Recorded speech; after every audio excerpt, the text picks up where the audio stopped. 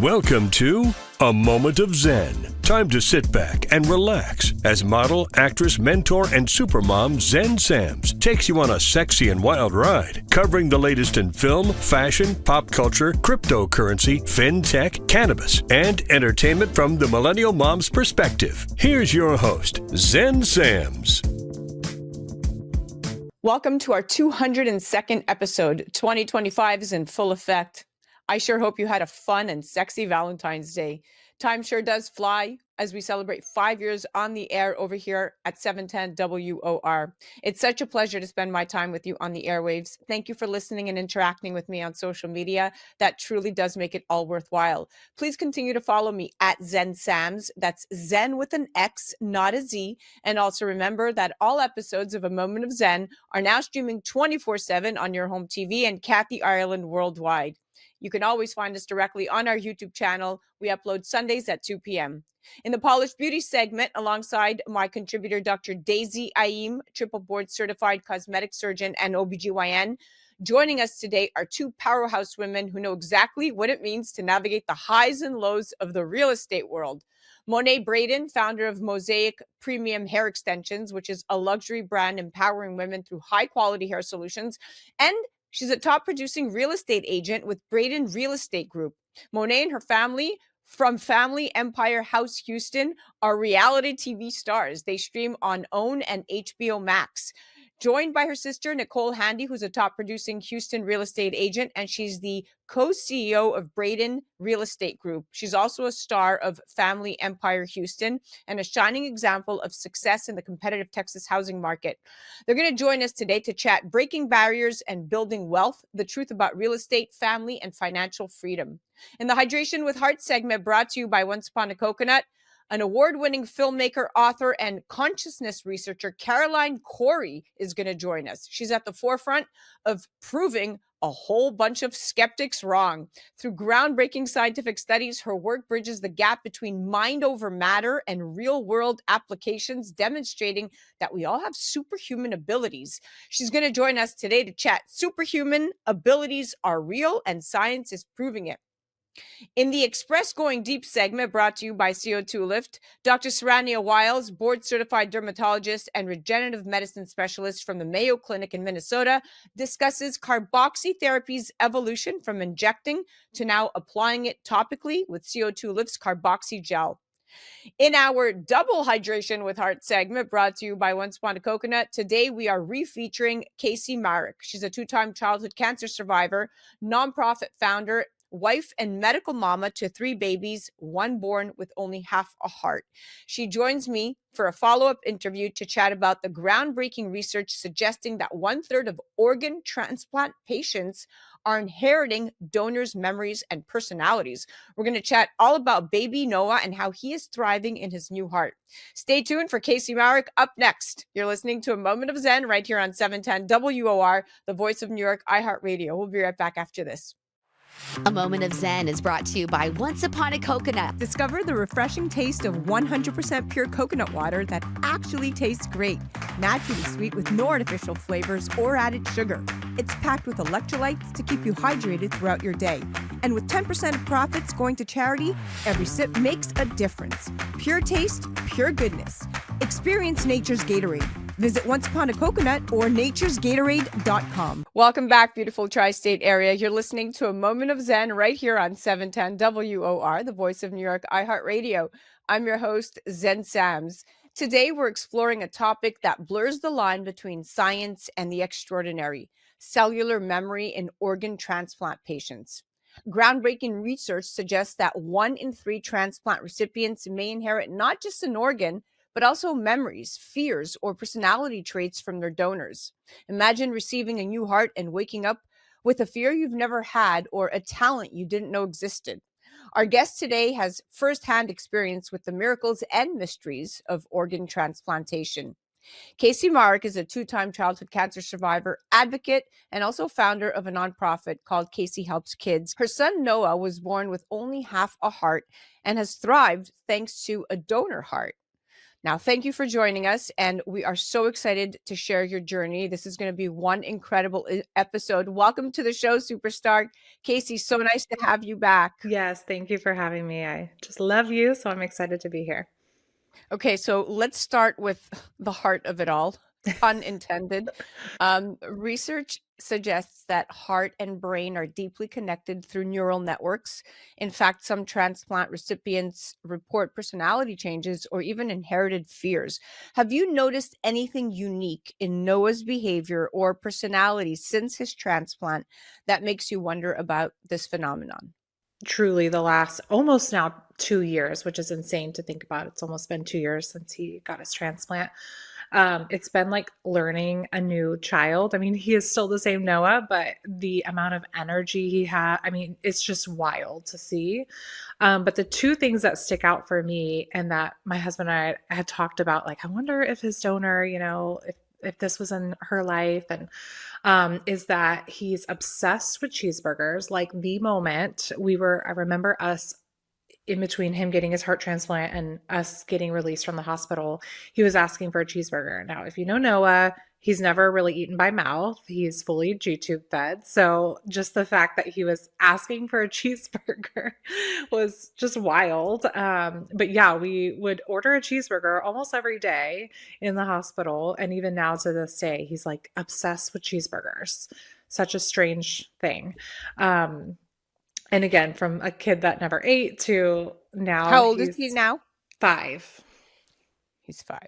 Wow. So he's received this heart when he was 3. just 3 years old. Yeah. It's interesting. Do you have contact with the donor family?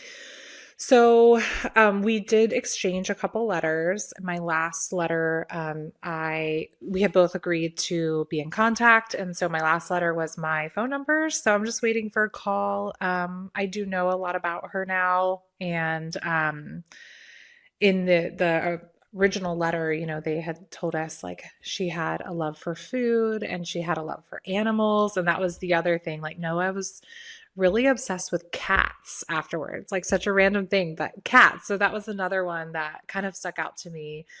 I don't know if she had cats, but I do know that she really loved animals. So I'm excited to hopefully like connect with them and find out more. I'm so excited to find out more too. Yeah. And hearing how Noah's new heart may have influenced him, adds such a personal dimension to this research. It's incredible to think about how the body and spirit are interconnected in ways we're only beginning to understand. Mm-hmm. In one case study, a 9-year-old boy who received a heart from a drowning victim developed an unexplained fear of water. And this idea of cellular memory suggests that trauma and emotions could be encoded in our cells. Have you ever wondered if Noah's heart carries fragments of his donor's life? I mean, how does that make you feel as a mom? Yeah, absolutely. I mean, his donor and her family will always be such a important piece of our life. Like, I mean, it truly is. They gave the gift of life and we see it right in front of us. Like Noah is living his best life right now, all because of her and because of their decision in such a difficult moment. And so, I think like it's so beautiful that there's even the opportunity that some of her personality traits could come through her heart, through her gift. And so I love it. And I'm excited as Noah begins to get older and be able to express himself more, to hopefully be able to tell us more. Like he has mentioned, some memories that he's had, specifically one I think I discussed in the last episode about seeing her. Oh, I know her. I know who she is. When he's never met her before and I never even told him who she was. So yeah, there's a lot of questions and I do think there's 100% a connection. Yep. That little girl in the ER room that he says he Mhm. remembers, right? Yeah. Goes back Yeah. to that. And it's such a profound perspective. Humbling to think about how much love, life, and even history could live on in an organ like a heart, right? Right. Like it's I'm holding back tears because it's really truly so emotional. And it's so humbling. Like I'm feeling the gift that you received as a mom. It's Yeah. beautiful. This boy's thriving and he's Yeah. beat the odds not twice, not once, not twice, but 3 times, right? It's such a beautiful story. Yeah, yeah. I mean, I think I still, we're kind of in a moment of like normalcy now. We've gotten like life has gotten so normal. Like he's going to kindergarten, and of course, we still have our daily things, right? Still has a lot of appointments, and he's tube fed. There's, the list goes on, but we have been the most normal that we've ever been able to be since Noah was born, and I feel like it's been a lot this year has been a lot of processing everything because I just didn't have the time or the energy to process everything that he and we all have been through in his life. And yeah, it is truly like so many moments of miracles and just really, really thankful to, be now looking. It's just a full circle moment of, Yes, and yeah. you are actually grateful. I could see your gratitude, even through your nonprofit, right? KC helps kids, KH Kids Inc. It's a beacon of hope for families facing similar challenges, and congenital heart defects affect about 1 in 100 newborns in the US. I mean, Noah's journey has definitely shaped your mission overall, Yeah, right? With your absolutely. nonprofit. How are you helping other families navigate this complex journey? Yeah, I mean, so, I started the nonprofit when I was 15 after my battle with cancer. I just had this passion to help others. And, back then it was, the internet really wasn't a thing yet. That makes me feel really old, but it really wasn't. And so we weren't all connected. Whereas I feel like now social media connects us all. So back then we were doing financial support for a lot of families who their children were fighting life-threatening illnesses.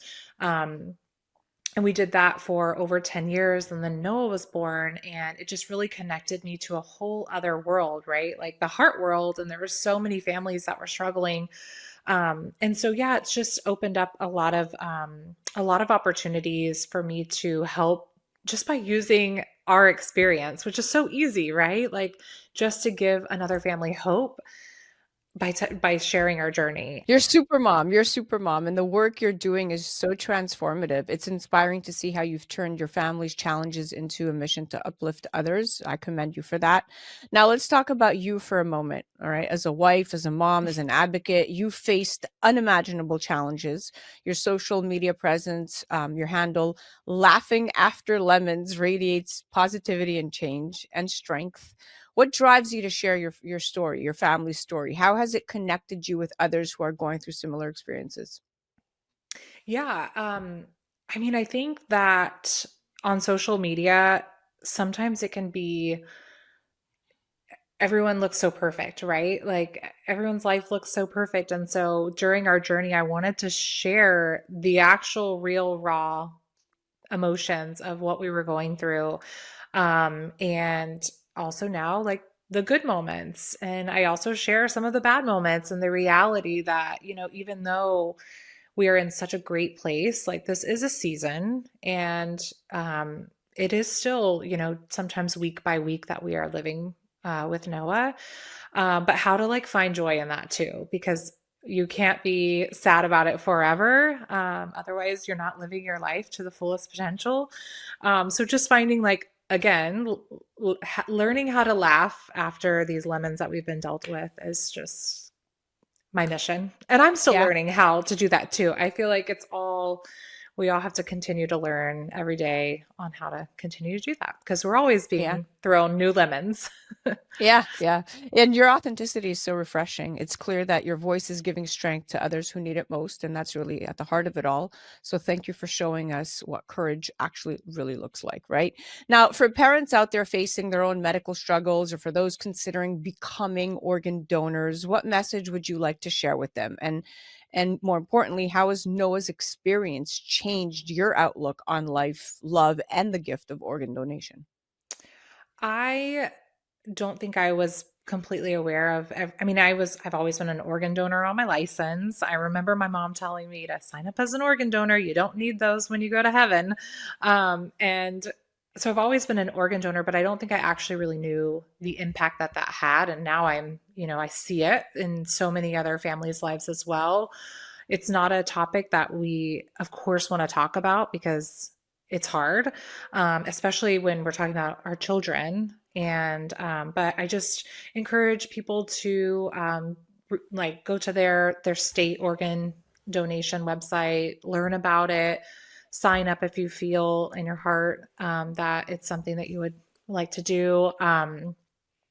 Because there's so, I think even for me, you know, it was like, oh, well, I had cancer, I can't be an organ donor. Well, that's not true. That's not true at all. And so I think there's a lot of misconceptions, but it really is just the gift of life. Like so many lives can be affected, and given, you know, just by one person. And yeah, no, it wouldn't be here. Like it wouldn't be an option. So such a powerful message. So thank you for reminding us of the life-changing impact of organ donation, because I think, like you said, most people just take it for granted or don't think about it, and you don't know that that check mark could literally give somebody life. Give somebody life. Yes. And your words right now are undoubtedly inspiring hope and action as we speak. And so it's important that our listeners and our viewers are truly understanding that this is coming from not just a place of do the right thing as a human being, but baby Noah would not be with us today if it wasn't for his heart donor. Yes. So a big shout out to her and her family as well. Yes, absolutely. It's been an absolute pleasure having you on, my dear. Thank you for sharing Noah's incredible story time and time again, and your insights into the life-saving world of organ donation, and more importantly, insights into reincarnation and past lives and what that truly means. Yeah, very deep stuff. Yes, absolutely. Thank you for having me. It's always a pleasure. Be sure to follow her on Instagram at Laughing After Lemons and check out her nonprofit, Casey Helps Kids, at KH Kids Inc. And together, we can raise awareness and support for families facing congenital heart conditions and even so much more. You've been listening to A Moment of Zen right here on 710 WOR, the voice of New York, iHeartRadio. That was the Hydration with Heart segment brought to you by Once Upon a Coconut. Stay inspired, stay connected, and stay hydrated. We'll be right back after this. A Moment of Zen is brought to you by Once Upon a Coconut. Discover the refreshing taste of 100% pure coconut water that actually tastes great. Naturally sweet with no artificial flavors or added sugar. It's packed with electrolytes to keep you hydrated throughout your day. And with 10% of profits going to charity, every sip makes a difference. Pure taste, pure goodness. Experience nature's Gatorade. Visit Once Upon a Coconut or naturesgatorade.com. A Moment of Zen is brought to you by the Polished Beauty Podcast with Dr. Daisy Ayim. Hey, ambitious women, ready to shine on the inside and out? Tune in to the Polished Beauty Podcast, where we talk about business, beauty, brains, and body all in one spot. Meet Dr. Daisy Ayim, triple board certified cosmetic surgeon, pro-aging advocate, fitness enthusiast, and your go-to for real talk on leveling up every part of your life. The Polished Beauty Podcast is your dose of ambition meets empowerment. For more information, head to polishedbeautypodcast.com. Welcome back, beautiful tri-state area. You're listening to A Moment of Zen right here on 710 WOR, the voice of New York, iHeartRadio. I'm your host, Zen Sams. Welcome back to the Polished Beauty segment with contributor Dr. Daisy Ayim. She's a triple board certified cosmetic surgeon and OBGYN and founder of the Polished Beauty Podcast. We're tackling some hard-hitting truths about real estate, entrepreneurship, and what it really takes to build wealth in America. Real estate is often sold as the ultimate wealth-building tool, but is the system rigged against the average person? And what does it take to break through industry barriers as women of color while keeping a family-run business thriving? Joining us today are two powerhouse women who know exactly what it means to navigate the highs and lows of the real estate world. Monay Braden is a dual entrepreneur and a single mother who dominates both the beauty and real estate industries. She's the founder of Mosaic Premium Hair Extensions, which is a luxury brand empowering women through high-quality hair solutions, and a top-producing real estate agent with Braden Real Estate Group, helping clients buy and sell homes with ease. Beyond business, you may also recognize her and her family from Family Empire Houston, which streams on OWN and HBO Max. Nicole is a top-producing real estate agent from Houston and the co-CEO of Braden Real Estate Group with over $100 million in sales. She's built such an extraordinary career in real estate, helping families and investors find their dream properties. She's also a star of Family Empire Houston and a shining example of success in the competitive Texas housing market. Joining us now to chat breaking barriers and building wealth, the truth about real estate, family, and financial freedom are my amazing trailblazers, Monay, Nicole, and Dr. Daisy. Welcome to the show, superstars. Hello. Hi, Thanks for Nicole having and us. Monay. Yeah. Hello. Yeah, thank you guys for having us. Now let's chat. I'm going to lead in with some of the heavier conversations, discrimination in real estate. So the real estate industry has a long history of racial and gender bias, from redlining to unequal access to funding. And studies show that Black homeowners still face discrimination in the buying and lending process, and female entrepreneurs often struggle to secure funding at the same rate as their male counterparts. Monay and Nicole, have you ever faced blatant discrimination in your careers, and how did you push through it? What advice do you have for others that faced similar barriers? Just from my point of view, I know that, the real estate industry is pretty much a male dominated industry. So of course, being a woman of color, a female, we do kind of tend to get overlooked sometimes, underestimated, just being in the real estate industry. So for me, I feel like we can overcome, these barriers by just kind of educating our clients, kind of using, our expertise, kind of just reeling back to what we have done and, making footprints in the industry, especially in the luxury industry. You don't see a lot of women selling million dollar homes. And what about your perspective? NAR has recently brought down some changes in regards to real estate compensation. And if we look at that compensation and the new rules and compensation changes, I do think it does affect the minority community the most. Black and brown people are some of the biggest consumers of affordable housing. And it's just making it a little more hard for buyers, really, people that just want to be homeowners, to be able to figure out how to compensate their real estate agents for the services that they render. So I go back and forth with it. Sometimes I do see both sides, where as to how, sellers don't feel like that they should be compensating the buyer's agent. But however, like I said, that I personally feel like that rule is affecting Black and brown homeowners more than anyone else, because a lot of Black and brown homeowners honestly struggle to just be able to pay the down payment and the closing costs associated with purchasing a home. So to add on how they're now going through the stresses of having to compensate their real estate agent out of their own pocket, it has been some challenges. Now let's talk about the reality of homeownership affordability. So the real estate boom has made homeownership feel like an elite privilege rather than an achievable goal for the average person. And mortgage rates are rising. Corporations are buying up homes, and first-time buyers are getting squeezed out of the market. Do you think the current system is rigged against middle-class buyers? I think it's different, right? We have to navigate it differently, right? I don't necessarily say that it's rigged against middle-class buyers, because what we're seeing, especially in the Houston market, is people want to sell homes, right? And there's an abundance of opportunity to still get homes in Houston. We just have to be strategic with those solutions. Now, affordability with the interest rates has indeed changed. The $500,000 home that you used to buy, especially here in Texas, looks totally different, right? It has changed, and I think that's the biggest heartbreak that we're having to overcome. Especially in a lot of these cities. COVID, the rising prices of COVID with lower interest rates, had a huge impact on the values of homes. And so as the market has started to correct itself and prices have come down, unfortunately, they're still higher. Mm-hmm. And if you look at markets like Houston, Texas, people's salaries have not risen the same. Yeah, that's an important perspective, because home ownership has always been seen as the American dream. But if you don't address systemic imbalances, that dream might become a luxury for the few instead of a right for the many, right? Exactly. Right. Yeah. So on a lighter note, ladies, working together as a family, a lot of people assume that it could be a disastrous combination, like ego clashes, money dispute, blur boundaries. I want to know, have you guys had any major conflicts together, and how did you handle it? So working with family, it can be interesting.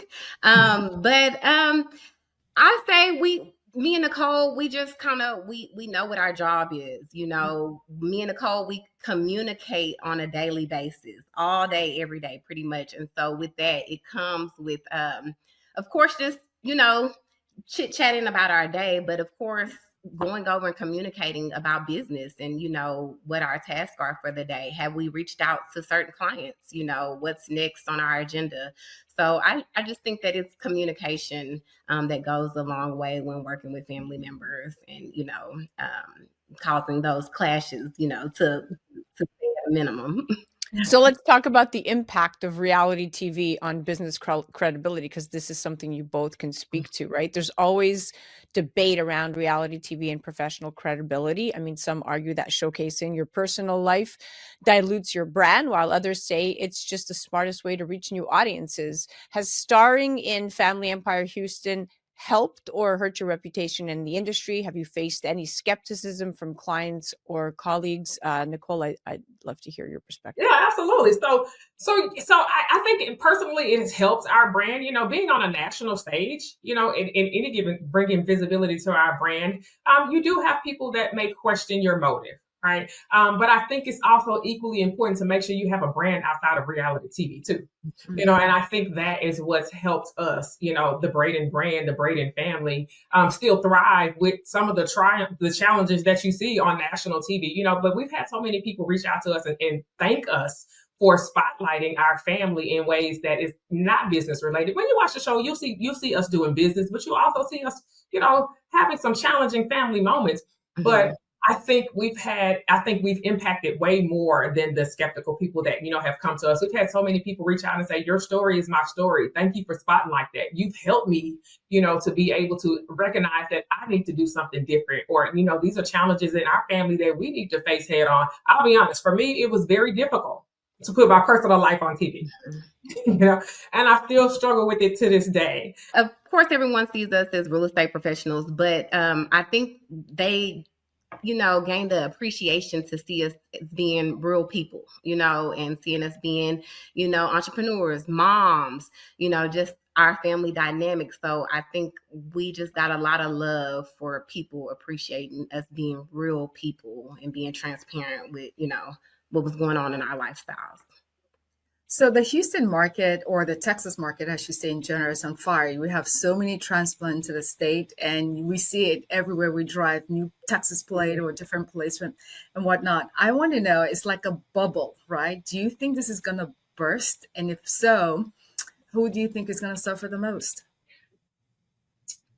So, yeah, I do think it will get to a point to where it's going to burst, right? Just being honest. So if you look at cities like LA, Los Angeles right now, it's not affordable at all. People can go to Los Angeles. Well, let me say not affordable compared to Texas, right? Texas is much more affordable in terms of the size of the home that you get for the price and things like that. And so that's why I feel like we're having so many transplants, because when you look at the Houston and even the Texas market opposed to other cities, it's much more affordable to live here. Not only from an affordability side, we have a thriving economy. We have one of the top medical centers here in the nation.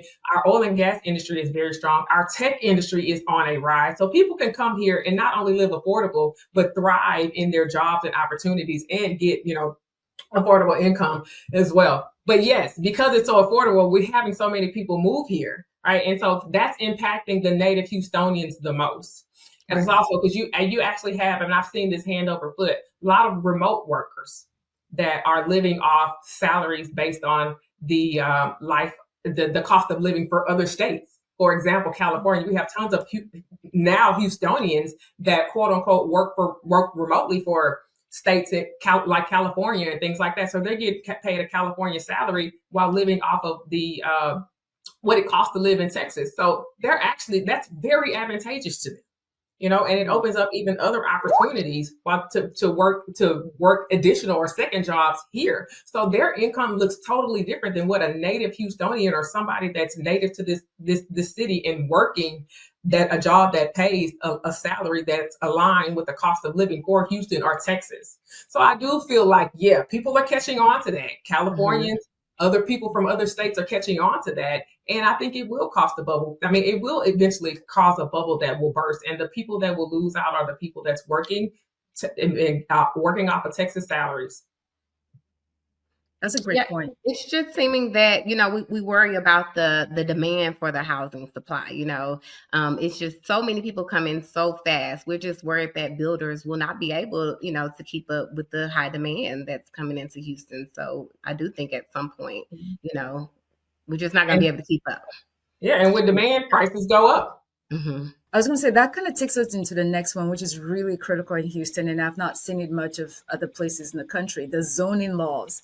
It's so lax and loose. On one street or one block, you can have a home, you can have a strip club, you can have a bar, you can have a school. Absolutely. Anything goes. How do you see that creating some sort of stability or instability in the property values in Houston and also displacing communities? Where do you stand on that? So Dr. Day, just like you said, we are kind of scared because, in those underdeveloped communities, you can see, an older home and then they could build a high rise, right next to it, kind of affecting the price. So that is a little scary. I would just say better, urban planning. But we do need that gentrification in those areas. I think it's definitely overdue, for development. We want to see, new homes. We want to see new businesses, thrive in those segments. So just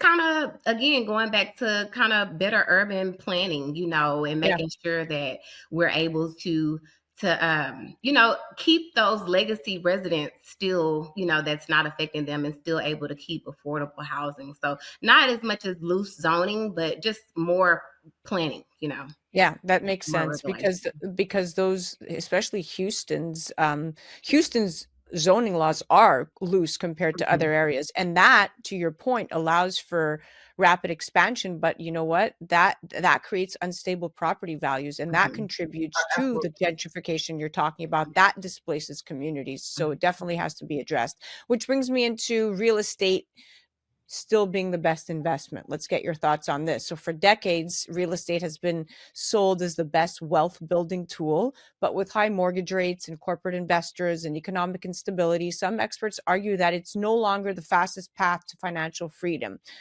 Do you still believe real estate is the best long-term investment, or are we being sold a dream? I absolutely, hands down, still believe that real estate is one of the best long-term investments, especially with building wealth. But here's the thing. It's not, like you said, it's a long-term investment. So people it's not a get-rich-quick scheme, but historically, regardless how you look at real estate and what market you have come from, historically, real estate has appreciated year over year. Now, we do have times where we might have a crisis like COVID or something like that, or the 2008 home crisis. I totally understand that. But the market always has seemed to correct itself. But again, I think that's where a lot of these investors are saying that it's not as affordable or we're being sold a dream because they're looking more so to get in and out quickly. Real estate is a long-term wealth building strategy. And I always tell my clients, look at real estate as another form of a bank account. Look at equity in your property as another form of a bank account. It may not be liquid cash, but equity in a property can be leverageable. Right. And so that's where I think we're missing it, is that it's not a short-term strategy, and it'll never be a short-term strategy, but long-term, absolutely. So with millennials and Generation Z buyers rejecting traditional homeownership, just like we talked about now, and they're prioritizing mobility, sustainability, how does the Braden Real Estate Group, you guys, pivot to meet the demands of this shifting generation? So the Gen Zers, they are not traditional, they are, they don't want to be stuck to 30-year fixed mortgage. So, we just have to switch it up by kind of changing the play, and what's interesting and what's important to them. So which is kind of, me and Nicole, we're into educating our clients on house hacking now. So it's kind of, the multifamily, investing in multifamilies, being able to stay on one side and renting out the other, Airbnbs, Airbnb opportunities. So just making the home buying process interesting for the Gen Zers to just accommodate their lifestyle. And another way is just through social media. You know, the Gen Zers are not, you know, just hopping on HAR or Zillow. You know, they're social media driven now. So we have to educate and put these houses in front of these Gen Zers through Instagram, Facebook, YouTube, TikTok, you know, so just kind of making the home buying process more fun. And that way the Gen Zers can kind of still show interest. Yeah, I like that. I mean, it's a change in time. Well, we are officially at the end of our time, but I know that Dr. Daisy has one last question. She asks all her guests before we sign off. Dr. Daisy, do you want to go ahead and take it away? Absolutely. So Monay and Nicole, obviously I'm very impressed by you guys' accomplishments. And I want to know if there was one thing that has gotten you guys to where you are today in this successful empire, what would it be? Oh, I would say taking a risk. You know, we don't have it all figured out, you know, but we still, you know, still taking that risk and still learning every day. So that would just kind of be, you know, my pickup from it. Honestly, you know, I say discipline. I still wake up at 4:30 every single morning, right? Half of my day is done before the rest of the world wakes up. So, you know, hard work and discipline, I don't think you could ever shy away from that. Consistency showing up. It's hard to show up every day, you know? So consistently showing up and giving your best effort every day, I think that's made all the difference in the world. Yeah, that resonates with me too. I say the same thing. I'm up at 5:30. I tell my 9-year-old, do you know how much I get accomplished between 5:30 and 7:30 when you wake up? It's just my time to get to organize my day. Yeah. And so I encourage all of our agents to wake up early. I have a mentor group. I encourage them to wake up early. You know, just start off being productive. I don't like to start off the day with with tons of things to do, right? I like to start off my day with, hey, I've already knocked out half of my day. Yeah. I love that. Well, 4:30 is early. I thought 5 a.m. I wake up early, but 4:30, that's why I was like, well. I sleep in on Fridays. I treat myself on Fridays. I don't wake up until 6 on Fridays, but Monday through Thursday, 4:30 a.m. Wow. Well, Monay, Nicole, this has been eye-opening. Real estate is more than just buying and selling houses. It's about wealth, opportunity, and breaking barriers in an evolving economy. And you have done just that. And you've done it as sisters, and you continue to do it. So I thank you so much for your transparency and your insights, because chatting with you guys was truly fun. Thank you. Likewise. Yeah. For anyone looking to connect, you can follow Monay Braden on Instagram at The Real Monay and check out Mosaic Premium Hair Extensions and Braden Real Estate Group. They're also on the gram.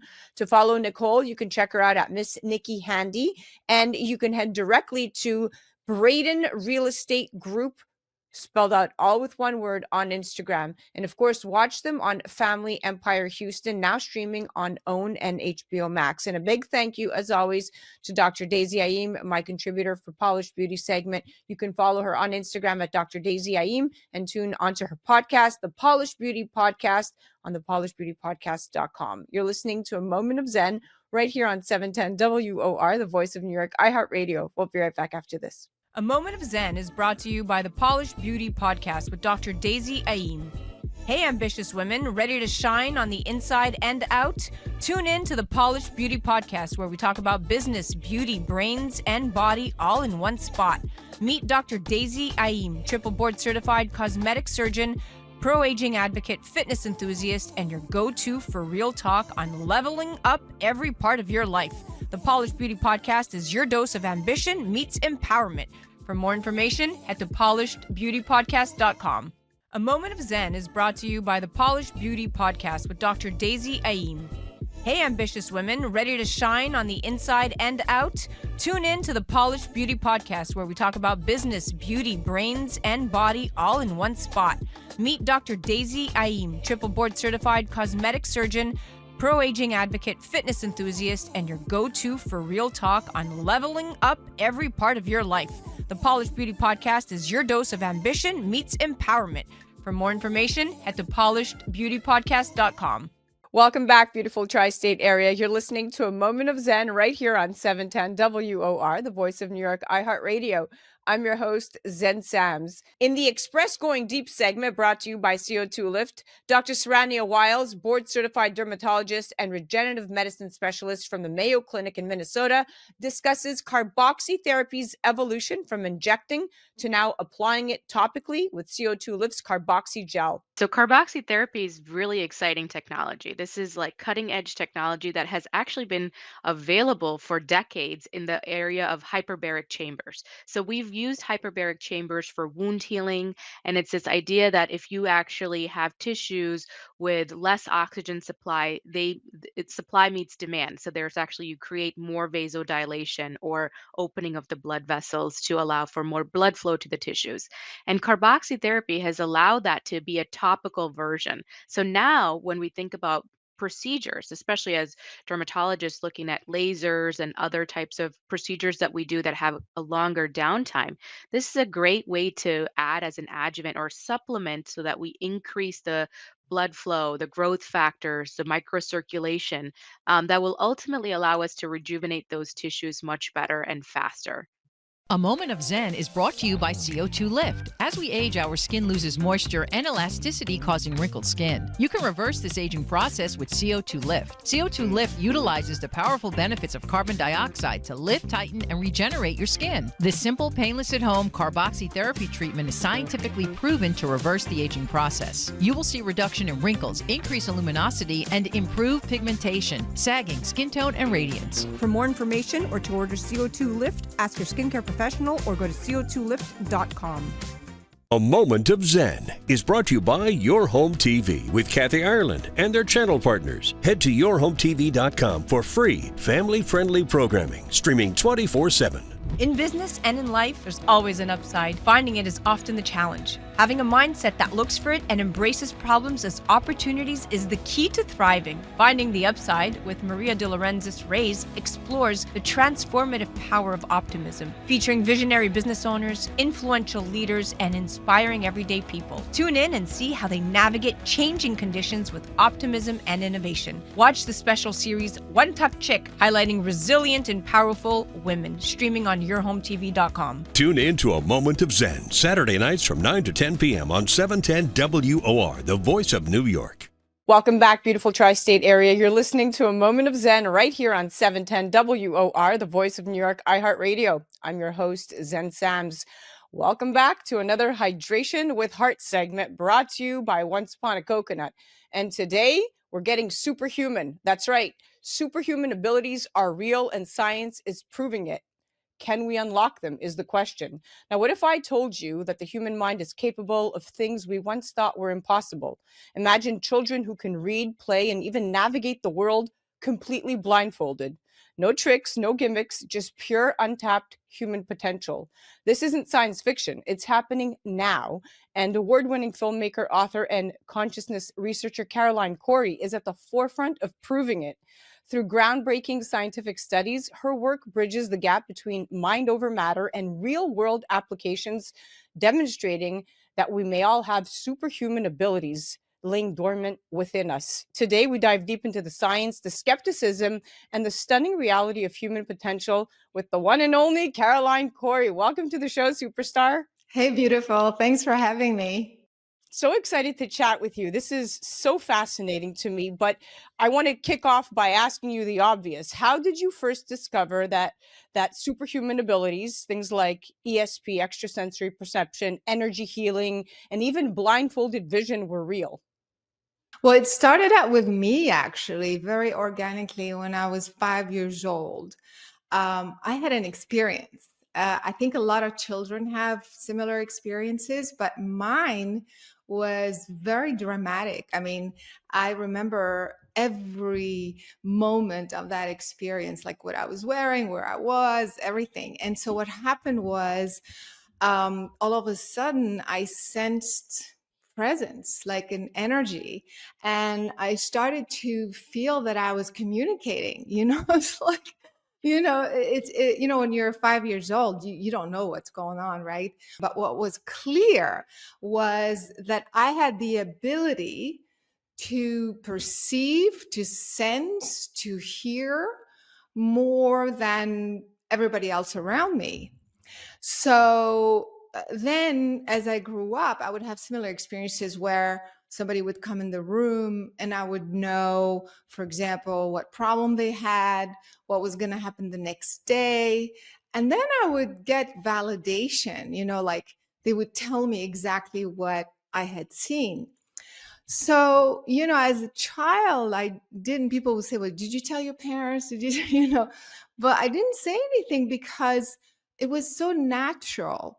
And I thought everybody did that. I thought all children did that. So I thought like I wasn't special. I didn't think it was anything special. So I didn't do anything about it. I didn't say anything about it. But later, when I grew up, I was like, wait, what just happened? How is it that I knew that and I wasn't told that? How did I see that on the other side of the wall? Things like that. Then I realized there's some truth to this. That's absolutely incredible, and I can relate. I was that child, and you had these experiences early on. It's one thing to hear about them, but it's another to live it, and that must have been a game changer for you when that spark went off and you realized, hey, I'm special.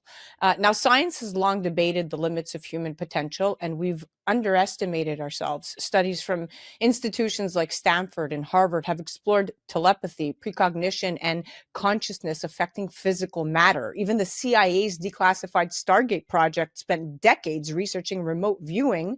But beyond the scientific papers and government projects, people around the world are tapping into something extraordinary, especially children. Now, one of the most astonishing phenomena is blindfolded vision, where kids can seemingly read, play, and function with no physical sight. And some researchers believe they're using telepathic perception, connecting with the world in a way that just defies traditional understanding. And Caroline, you've detected and dedicated your life to studying these mysteries firsthand. Tell me what's on this card.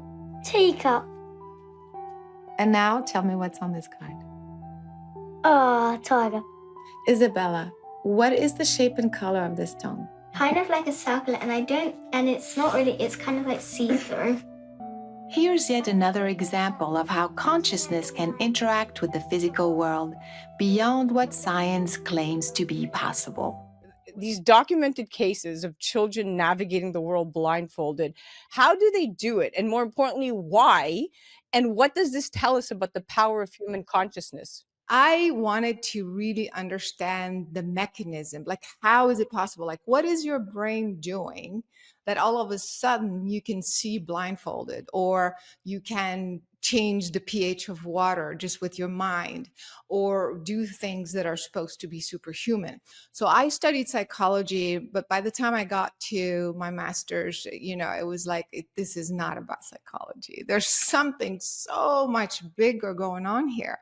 And it's about consciousness.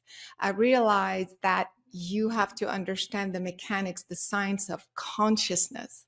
So how do you do that? After years and years and years of study and putting myself in very rigorous training, like every day, I would sit in meditation and try to understand what is frequency, where is frequency, how do I know it's real, how do I know? So I really put myself through a lot of work.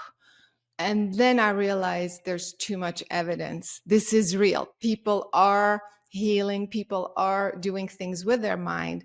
So I started working with scientists. And this is where, mainstream science, we're going like, what? How is this possible?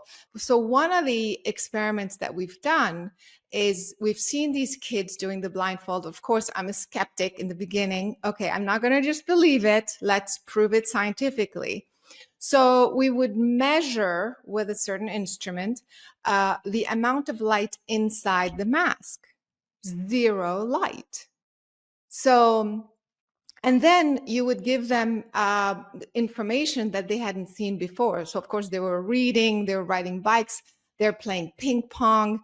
So when you do these experiments scientifically, there is no doubt that your consciousness is the one that is bypassing your brain, or it's telling your brain, or it's tricking your brain maybe to tell it that there is light. If even though everybody can see there is no light and the instrument is showing zero light, how is it possible that your consciousness can change that, can basically bypass the functioning of your brain, and you are able to see completely blindfolded? So, for the skeptics out there, like I said, I was a skeptic, but when you do think scientifically, there is just no room for error. This is the way it is possible, and it's a huge, huge, huge, I think, discovery that we are so much more powerful than we think we are. Wow. You just blew my mind. Lighting up a room with your brain. I mean, they're not just guessing their way through a room, they're literally seeing without using their eyes. And that's mind blowing. And if kids can do it, I guess, does this mean that we all have this ability laying dormant within us, right? That's the other question. Now, this phenomena has been observed in children across different cultures, from what I read, from India to Russia to Europe, and programs dedicated to blindfold training claim that kids develop heightened awareness, to what you just alluded to, almost like a sixth sense. Some theorists suggest that they're accessing an expanded field of consciousness, like you just said. But what scientists might call the quantum field, that's interesting to me, where information is transmitted non-locally per se. And if children can bypass traditional sight, again, does this mean we're all capable of more than we realize, right? So what does blindfolded vision reveal about the true nature of our consciousness and reality? Your consciousness is everywhere. And so we think it's just this physical body and that's all you are. And this is so not true. So your consciousness is basically infinite. It's tapping into whatever information outside your physical brain and your physical apparatus. So the fact that different schools were teaching it differently and arriving to the same conclusion, basically, tells me that the consciousness can operate in so many different ways. So some schools, for example, teach it by telling your brain that you're not wearing a mask, that your mask is filled with light, and by you doing that, you literally start to see light through the mask. Other schools tells you that teach you that since you are consciousness, your consciousness is everywhere. So you don't have to be seeing through your brain and through your eyes, but you can be outside basically your physical body and seeing what's around you, and not go through the normal channels, so to speak. That makes so much sense. Now, for years, materialist science has told us that the brain is the sole generator of consciousness, but emerging research challenges this notion, as do you, and theories from quantum mechanics suggest that consciousness may exist beyond the physical body, interacting with reality in ways we don't fully understand or don't fully understand just yet. And coming back to blindfolded vision could be the proof we've been looking for, evidence that perception isn't limited to the five senses. And again, the bigger question is, could this mean that reality itself is more fluid than we believe? So my question to you, Caroline, is how do these abilities relate to healing? Can the mind truly affect the body at a cellular level? Yes, you have to think of your consciousness as fundamental. Fundamental means it exists before anything else. It's the base from which everything emerges. So from consciousness emerges your physical brain, your physical body. So if you are looking at something to heal your body, you're just thinking locally. You're healing the body with the body. However, it's kind of like you're healing from the point of the problem. You're trying to resolve the problem from where it was created. But if you look at it from the perspective or the point of view of your consciousness, which is fundamental, which is everywhere. So it's almost like you're outside your physical body in a sense. And then you have a completely different perspective. You can, first of all, see the root cause of the problem much, much better. So let's say you have some liver issues. So maybe it's not really your liver. Maybe it's your digestion. Maybe it's your hormones. Maybe it's something else. Does that make sense? When you are outside the problem, you can have this bird's eye view and undo the problem using frequency, basically, using your consciousness, which is the natural way, technically, that we're supposed to heal, to self-repair. Yes, that's wild. We already know stress can cause illness, so why wouldn't the opposite be true, right? If our minds can harm our bodies, it makes sense that they can heal them too. And now I'm going to go up to my next point. Studies on placebo effects have already proven that belief alone can heal the body. People recovering from illness simply because they think they're taking real medicine, right? But what if the mind could do even more, which is what we're talking about today? Your work has explored how consciousness interacts with biology. The same principles that allow blindfolded children to, quote unquote, see can also allow us to heal from within. So if these abilities are real, why aren't we taught about them, Caroline? Why isn't this mainstream knowledge? Yeah, you would think so, right? I think anything I'm noticing in our civilization, anything that empowers the individual is really shoved to the side, and we're being taught these things to heal or to look for answers outside ourselves. And that is totally wrong. I think the human body, the human species, basically on a DNA level, has the ability to self-repair. We did one experiment with water. I don't know if you see that in my movie Superhuman. And basically, we were looking at water, trying to change the pH in water. We know that alkaline environment is a healthy environment for the body. So just by focusing on the water, we were able to change the pH up or down as needed. And of course, we did that under scientific protocols. So we did that over and over and over, proving that it's our consciousness, our intention.